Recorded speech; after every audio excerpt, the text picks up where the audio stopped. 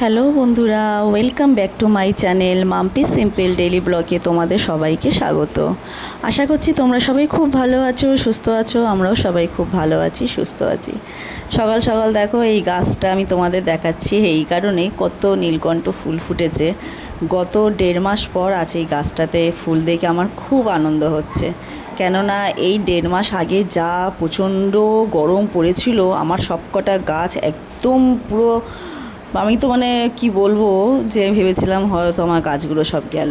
আমি ছাদ থেকে সমস্ত সব গাছ আমি নিচে আমার এই নতুন এই জানলাটার কাছে এনে রেখেছিলাম। তো তারপর আবার এখন সুস্থ হয়েছে, তাদেরকে সব উপরে তুলে দিয়েছে। আর দেখতেও পেলে সোনাও সব ফুলগুলো তুলো ঠাকুর দিতে যাচ্ছে। আমারও মনটা আজকের ভালো নেই জানো তো বন্ধুরা। তো আমি ওই গাছগুলোর দিকে তাকিয়ে আছি, এখানে গরমও লাগছিল। তো আজকের মনটা এই জন্যই খারাপ। আজকের হচ্ছে আমার মায়ের মৃত্যুবার্ষিকী, 3 বছর হলো।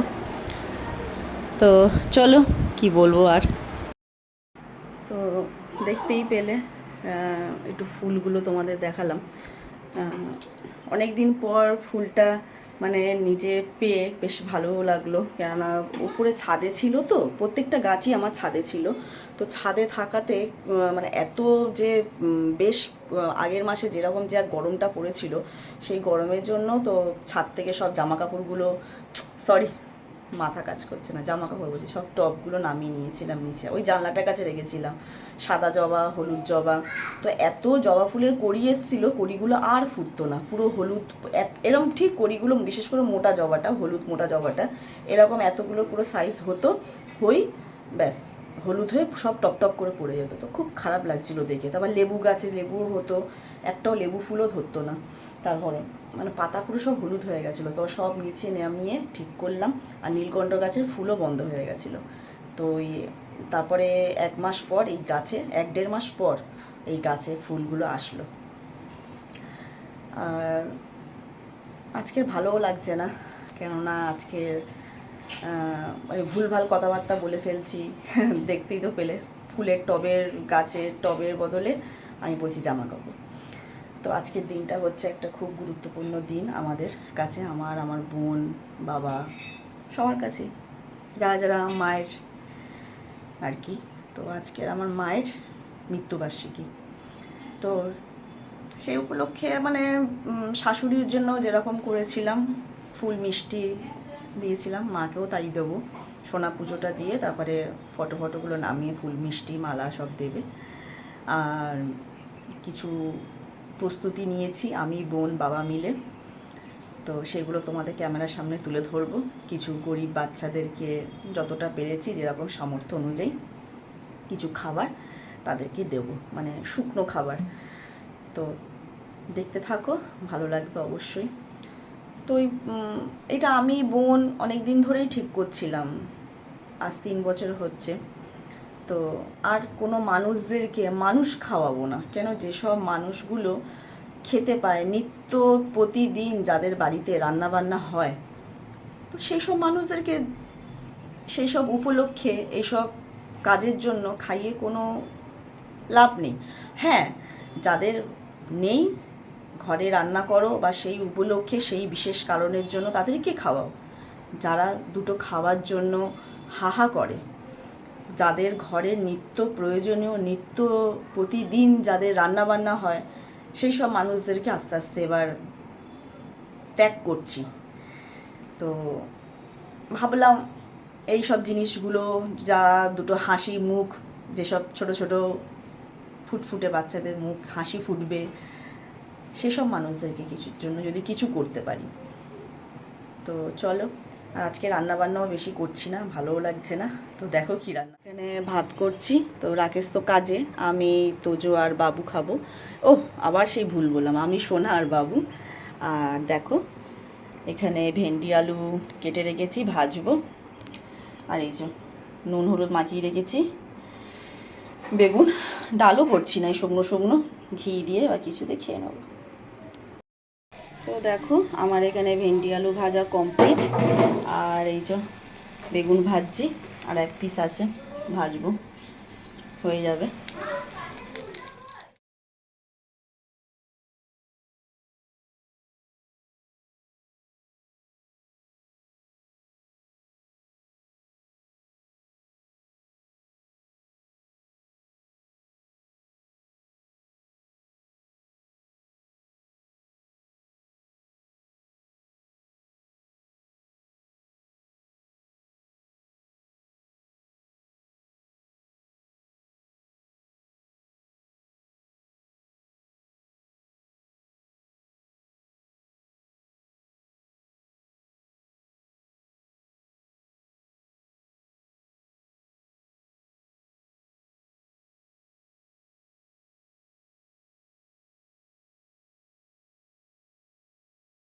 তো দেখতেই পাচ্ছ আমাদের সমস্ত সব কিছু কমপ্লিট।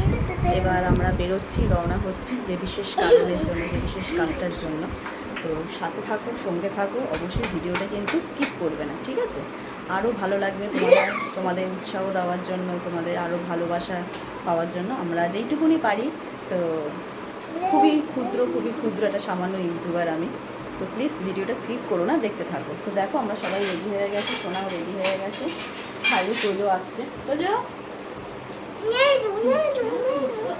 চলো।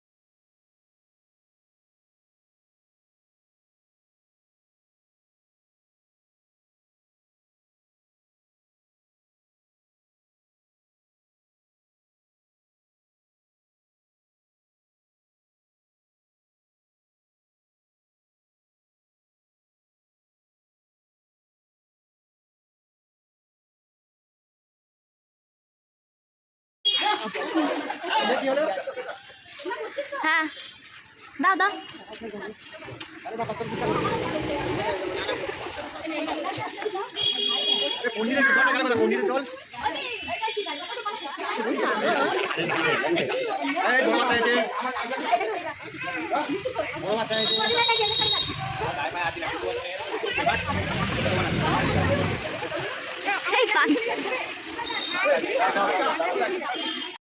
তো দেখতেই পেলে, আই দেখো আমার বাবা দেখো পাশ থেকে একটা প্যাকেট নিয়ে ওদিকে একটা ছোট্ট বাচ্চা ছিল তাকে দিতে গেছে।